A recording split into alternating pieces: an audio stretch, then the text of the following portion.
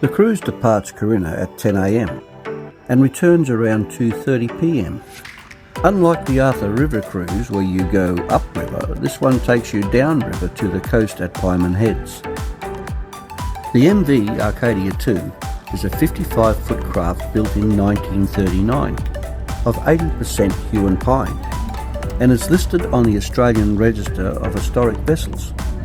Built in Hobart for the owner of the Arcadia Hotel, hence its name, as a luxury pleasure craft.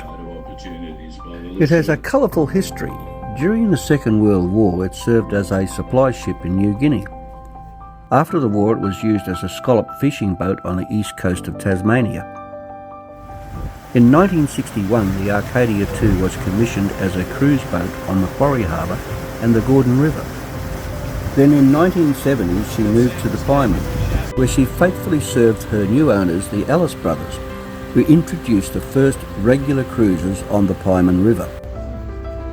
Later in 2006, she travelled to Launceston, where she was refurbished, refitted and returned to her original pristine condition.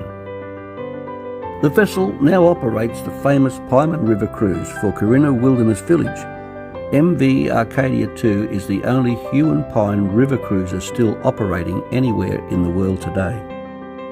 The mountains poor and the weather conditions up there can be extremely harsh. However, on a nice cool, absolutely the best, and it was the same last year. They were about 3 to 4 weeks earlier than us, is Philosopher Falls. The fungi at Philosopher Falls at the moment is absolutely breathtaking.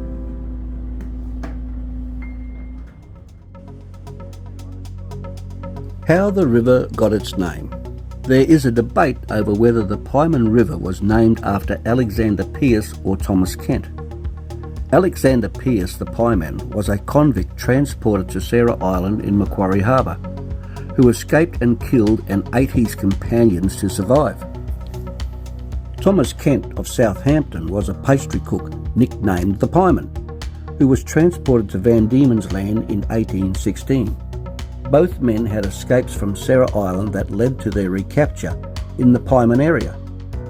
So the story goes. They would do is row ashore, offload their supplies and their tools, cart them around the obstacle, then simply pick up the dinghy, cart it around the obstacle, refloat it on the other side. The river has a long history, originally called the Retreat, and was renamed the Pieman in 1823 by a Captain James Kelly. There was a time when schooners laden with yew and pine left the river through the heads, and when steamships not much bigger than the Arcadia II came up the river and discharged their cargoes at Corinna.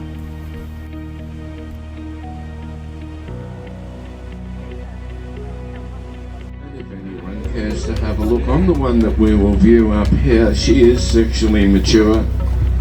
I have photographs of the pine cones on her that I'm happy to show you. So you've got a dark green bush just here level with my bow. That is myrtle. Down riverside of that you've got a beautiful lustrous female hewn pine.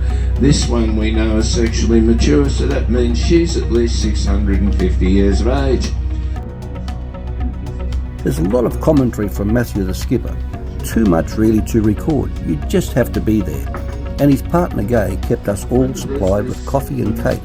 And she's had a lot of practice walking up the steps with 2 cups of coffee in each hand.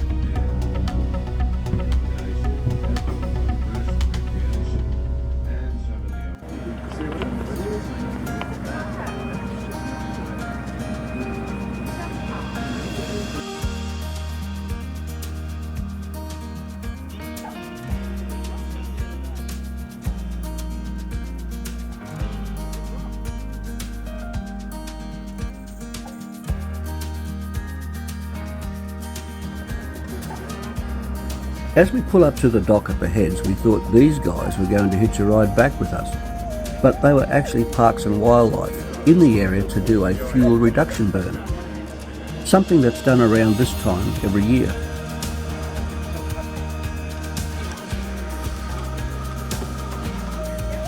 We all set off to explore the area with our little lunch bags consisting of a ham and salad wrap, cake and a fruit juice.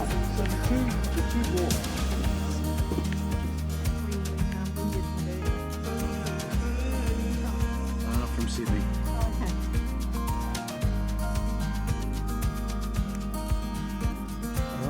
Matthew reminded us as we left, anyone visiting the area should treat the shack village with respect. Shack culture is especially important in Tasmania, with most shack owners having freehold title to their properties, and many living in them all year round, not just the weekends or holidays.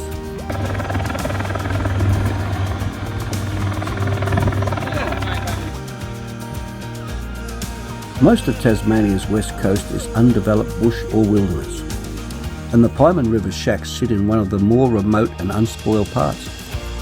It's an off-the-radar place you might go for a more peaceful lifestyle.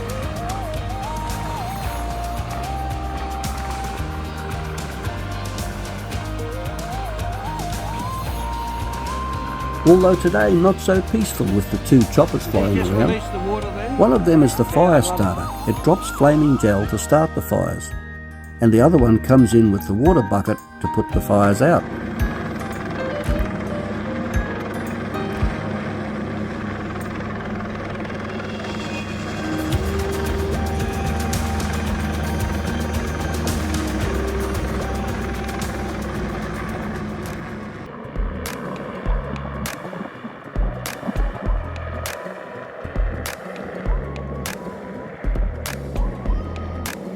The rest of the group made it all the way out to the beach, a little bit too far for us. So we just settled down on the nearest log and had our picnic lunch and watched all the action.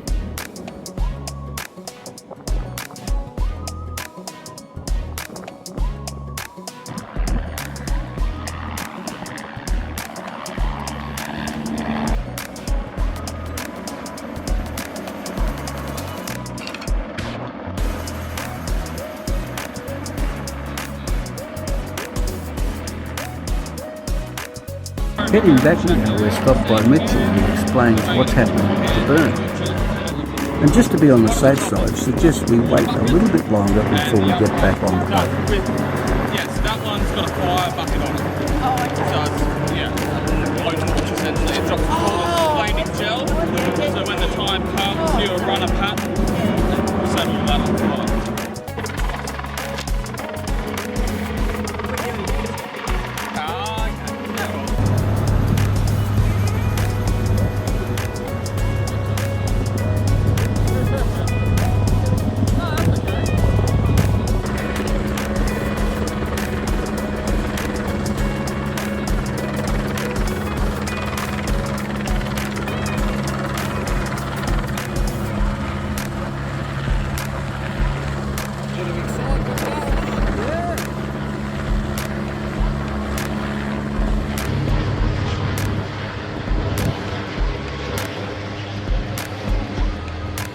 The wild west coast between Granville Harbour and the Pieman Head presents a wild coastal system seen by very few people in the world.